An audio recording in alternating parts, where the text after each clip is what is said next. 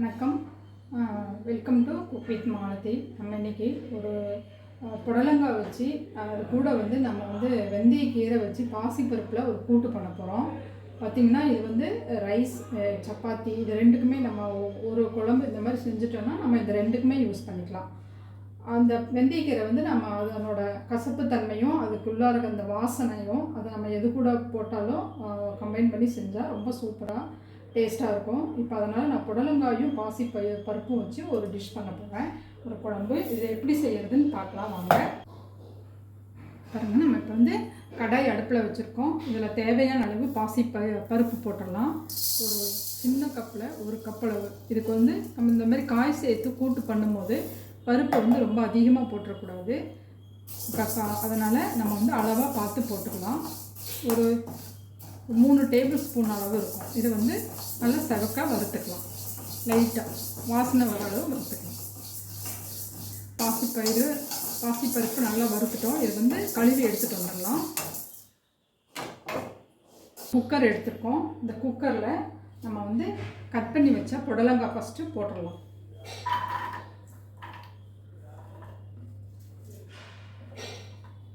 நம்ம இது கூட இந்த பாசி பருப்பு போட்டுடலாம்.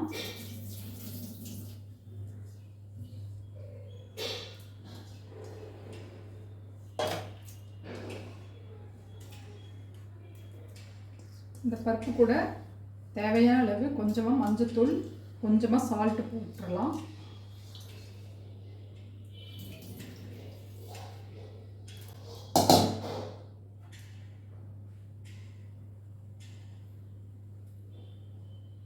உப்பு எதுக்குன்னா நமக்கு புடலங்காய்க்கு உப்பு தேவைப்படுது. இப்போது இதில் இது மூழ்கிற அளவு தண்ணி விட்டுக்கலாம்.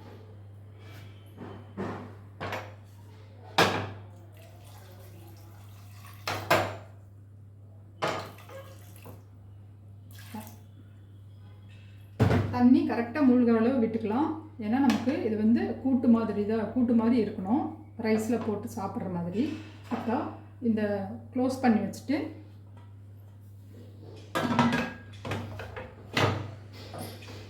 ஸ்டீம் வந்தோடனே வெயிட் போட்டு மீடியம் ஃப்ளேமில் ஒரு விசில் மட்டும் விட்டு எடுத்துக்கலாம். லோவும் இல்லாமல் ஹையும் இல்லாமல் மீடியம் ஃப்ளேமில் ஒரே ஒரு விசில் வந்தால் போதும்.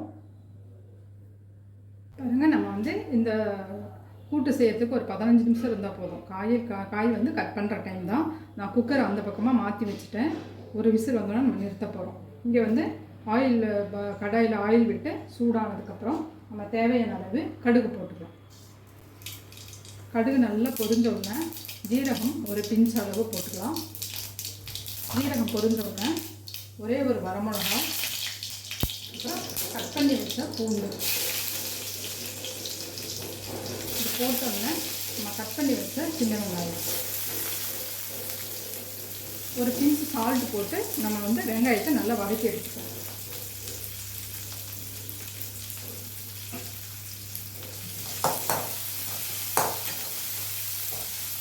வெங்காயம் பாதி வதங்கினா போதும். நம்ம அடுத்தது தக்காளி ஆட் பண்ணிடலாம். வெங்காயம் பாருங்கள் வதங்கிடுச்சு. இப்போ தக்காளி ஆட் பண்ணிடலாம். தக்காளி நல்லா வதங்கிறதுக்கு நம்ம வதக்கலாம்.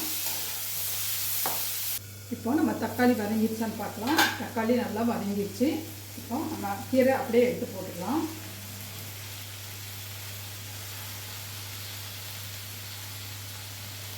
இந்த கீரை போட்டுட்டு ஒரு 2 நிமிஷம் வதக்கி எடுக்கலாம். ஒரு விசில் வந்துடுச்சு, நம்ம ஆஃப் பண்ணிடலாம். இப்போ லைட்டாக கீரை வதங்கி வரட்டும். நல்லா கொஞ்சம் வதங்கிடுச்சு.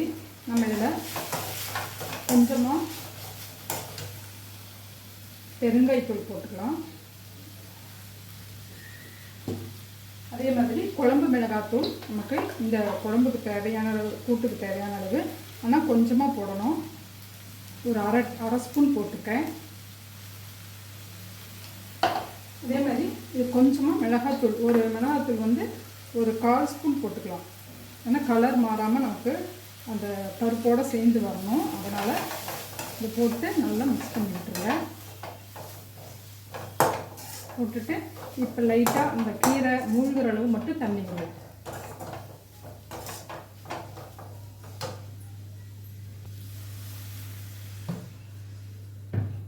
இதை நல்லா கலந்து விட்டுடலாம்.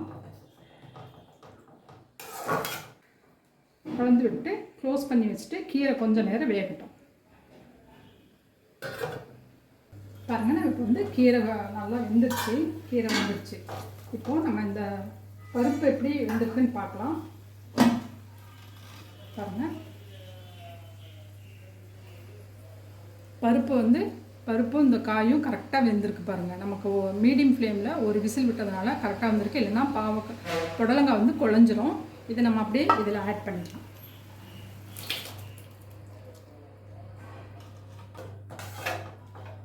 காய் பாருங்கள் நல்லா கரெக்டாக குக் ஆகிருக்கு. பருப்பும் அதே மாதிரி நமக்கு ரொம்ப குழையாமல் கரெக்டாக குக் ஆகிருக்கு. இந்த ஸ்டேஜில் நம்ம உப்பு காரம் இதெல்லாம் பார்த்துக்கலாம். இப்போ வந்து தண்ணி ஆட் பண்ண வேண்டாம், இந்த தண்ணியே கரெக்டாக இருக்கும். நம்ம ஒரு மீடியம் ஃப்ளேமில் வச்சு கொஞ்சம் நேரம் இந்த பருப்பெல்லாம் நல்லா இதோட சேர்ந்து வர அளவுக்கு கொதிக்க விடுவோம்.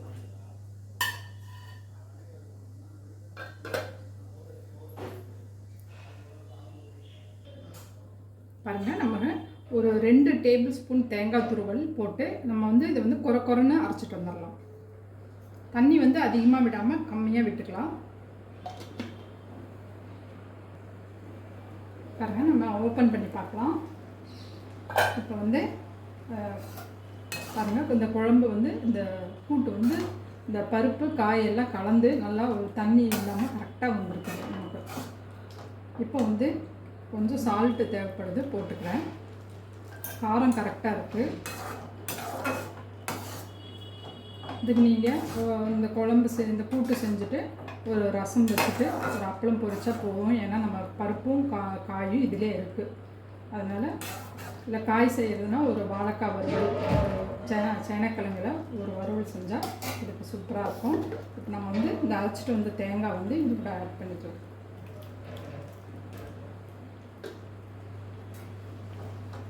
தேங்காய் போட்டுட்டு ரொம்ப நேரம் கொதிக்க வேண்டாம், ஒரு 2 மினிட்ஸ் அது கொதிச்சா போதும். நம்ம அதை வந்து ஆஃப் பண்ணிக்கலாம். அது கரெக்டான பதத்துக்கு வந்துடுச்சு. ரொம்பவும் தண்ணியாக இல்லை, ரொம்பவும் கெட்டியாக இல்லை, இந்த மாதிரி தான் இருக்கணும். இந்த மாதிரி இருந்தால் சப்பாத்திக்கும் ரைஸ்க்கும் போட்டு சாப்பிட ரொம்ப நல்லாயிருக்கும். ஒரு 2 மினிட்ஸ் கொதிக்கிட்டோம், நம்ம பார்க்கலாம்.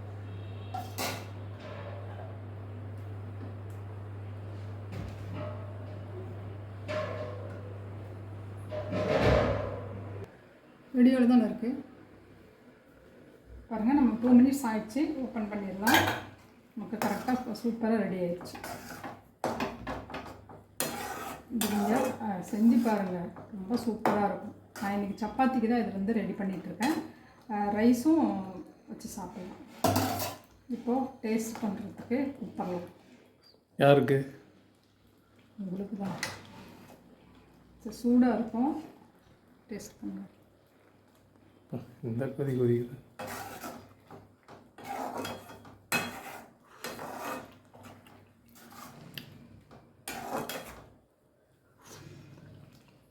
இப்போ அடுப்பு ஆஃப் பண்ணிடலாம். தேங்காய் போட்டதுக்கப்புறம் ரொம்ப நேரம் கொதிக்கக்கூடாது. ஆஃப் பண்ணிட்டோம். சூப்பராக இருக்குது, செம்ம டேஸ்ட்டாக இருக்குது. சப்பாத்திக்கு நம்ம ரைஸுக்கும் எல்லாமே டிஃபன் ஐட்டம் எதுனாலும் நல்லாயிருக்கும். அந்த வெந்தயக்கீரை, இந்த பருப்பு, இந்த புடலங்காய் போட்டு செஞ்சுருக்கிறது ரொம்ப நல்லாயிருக்கு. New combination.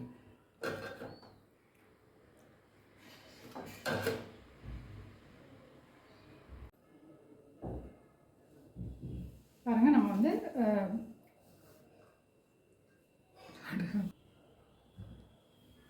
நமக்கு புடலங்காய் வச்சு நம்ம கூட்டு ரெடி பண்ணிட்டோம். சூப்பராக வந்திருக்கு. நீங்கள் செஞ்சு பாருங்கள். இந்த ரெசிபி பிடிச்சிருந்தா லைக் பண்ணுங்கள், ஷேர் பண்ணுங்கள், கண்டிப்பாக சப்ஸ்கிரைப் பண்ணுங்கள். தேங்க்யூ. வணக்கம், welcome to cook with Malathi. நம்ம இன்றைக்கி வெந்தயக்கீரையும் புடலங்காயும் வச்சு ஒரு கூட்டு செய்ய போகிறோம். இது எப்படி செய்யறதுன்னு பார்க்கலாம்.